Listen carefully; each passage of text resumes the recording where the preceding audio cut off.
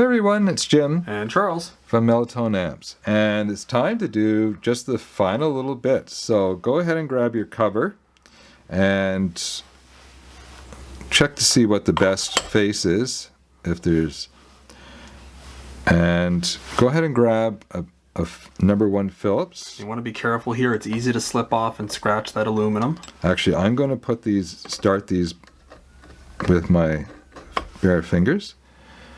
And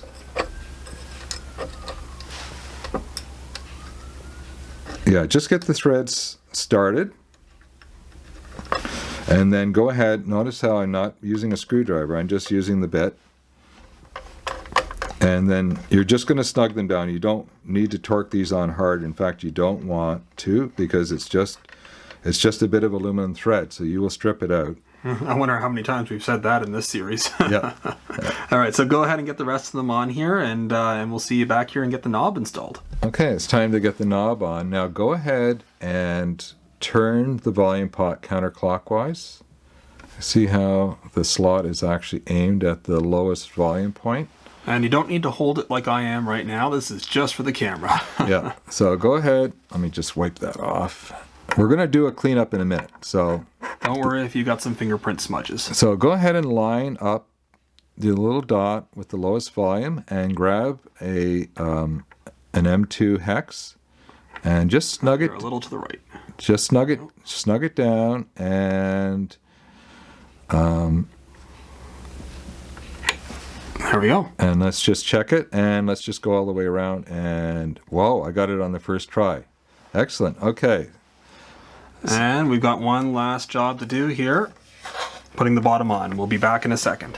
Okay, so it's time to fit the bottom. So before we just start screwing things on, let's just take a really quick look inside and make sure the lead dress is good. Now you can't start fooling around inside the preamp unless you've discharged the capacitors, because there can be high voltages present.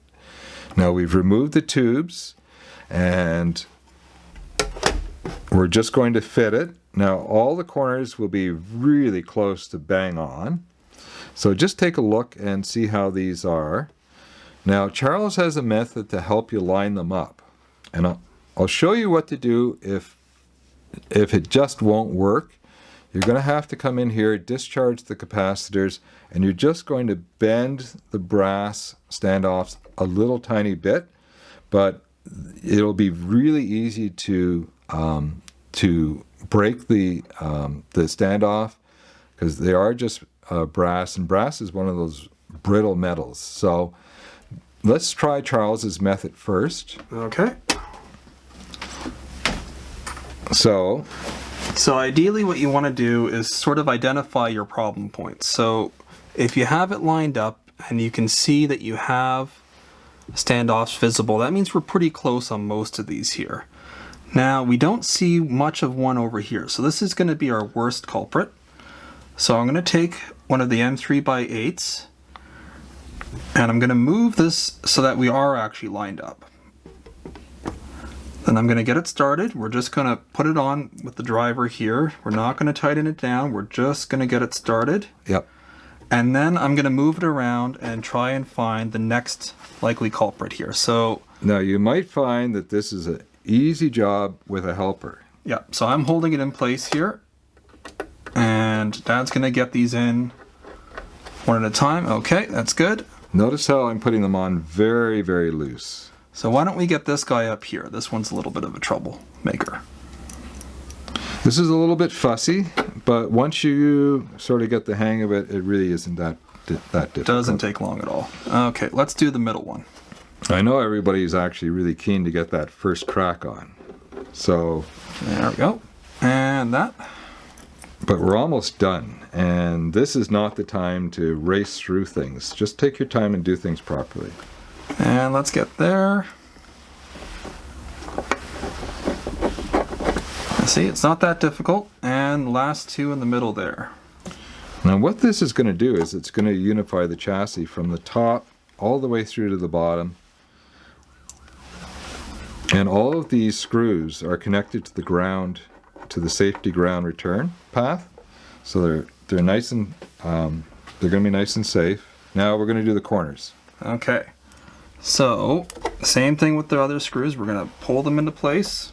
Center. Make absolutely certain you're centered. And we're going to actually put these corners down a little bit more because the plastic is a little softer than those brass standoffs, but we're not going to tighten them down yet. Okay. It's looking pretty good right there. I've done this on my own. Charles, we're off a little bit. There we go. So I need you this way. Okay. No, this way. Yeah. There we go. Okay. I've done this by myself, and you can do it on your own, but It's just a little more finicky. It's easier if you have somebody. yeah, and if they're not lined up, they won't go in. So There. Okay.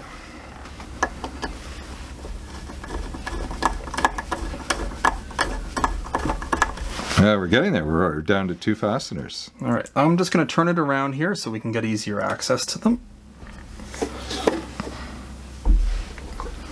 Let's get that. I can't see it here. There we go. By the time you're getting on the last few, everything should be pretty darn close. Okay, and last one. Well, the last one's a freebie, so. Okay, so go ahead and tighten everything down, and we'll see you back in a minute. Remember, don't over-tighten them. Okay, so we've got everything snugged down, and now the build is essentially finished. And the best stuff for cleaning this matte black surface is 99% isopropyl alcohol. Nothing that's got additives in it. So definitely no rubbing alcohol. It's just going to leave a gummy mess. Yeah, and microfiber cloths are fabulous for that. Take a look at how I open my top. My partner taught me how to open various things like that, mostly in the kitchen actually, condiments that pour. So we're going to just wipe everything down. And look how quickly that cleans everything up. stay off your label or you'll lift it. And yeah, so now if your fingers are all dirty from building, and mine are, you should actually just go and scrub them with a little soap and water before you do this. But look how quick that cleans up. And if you miss something, just come back and hit it again with a clean part.